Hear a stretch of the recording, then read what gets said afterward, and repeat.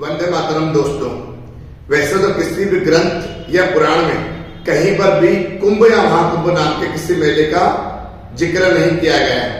फिर भी पुराणों के अंदर में समुद्र मंथन के बारे में जिक्र किया गया है। जब दानव देवों के ऊपर विजय हासिल कर रहे थे उस समय त्रिदेवों के कहने पर और गुरु शंकराचार्य के कहने पर देवों ने दानवों को समुद्र मंथन के बारे में समझाया, क्योंकि समुद्र मंथन से अमृत निकलने वाला था। ये वही समुद्र मंथन है जहां से विष हलहा निकला था और जब विष को धारण करके अपने कंठ में महादेव का नाम नीलकंठ पड़ गया था। अब करते हैं बात कुंभ की। तो जब अमृत निकाला गया तो अमृत का घड़ा यानी कुंभ, उस मटके को उस घड़े को कुंभ कहा गया जहां से कुंभ शब्द निकला था। तो अमृत का कुंभ लेकर दैत्य भाग गए। दैत्य से अमृत का कुंभ लेने के लिए भगवान नारायण ने मोहिनी रूप धारण किया और उसी युद्ध के भीतर में अमृत की कुछ बूंदे जमीन पर गिर गई। ऐसा माना जाता है जहां पर वो कुछ बूंदे पृथ्वी के 4 स्थानों पर गिरी, वो 4 स्थान यूपी का प्रयागराज, मध्य प्रदेश का उज्जैन, महाराष्ट्र का नासिक और उत्तराखंड का हरिद्वार है। तो इन 4 स्थानों पर प्रत्येक 3 सालों के अंतराल में कुंभ मनाया जाता है।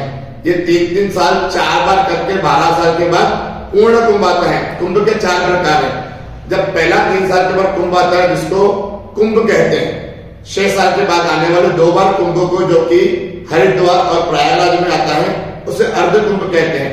12 साल में यानी कि जब 4 स्थानों का नंबर लग जाता है, 12 साल में जब कुंभ लगता है उसको पूर्ण कुंभ कहते हैं। और ऐसे ही पूर्ण कुंभ जब 12 बार आते हैं यानी कि टोटल 144 साल के बाद महाकुंभ आता है।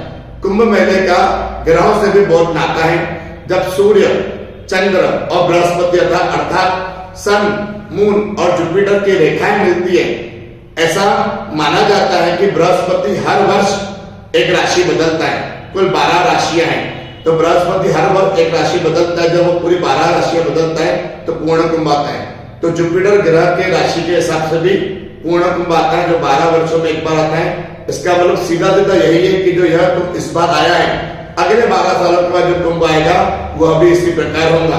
तो आप दुखी मत होइए जो कुंभ का इस बार फायदा नहीं ले पाए। आपके बाद 12 साल के बाद फिर इसी पोजीशन में बृहस्पति का फायदा ले सकते हो। अगर आपको जानकारी अच्छी लगी हो तो इस वीडियो को शेयर जरूर कीजिए।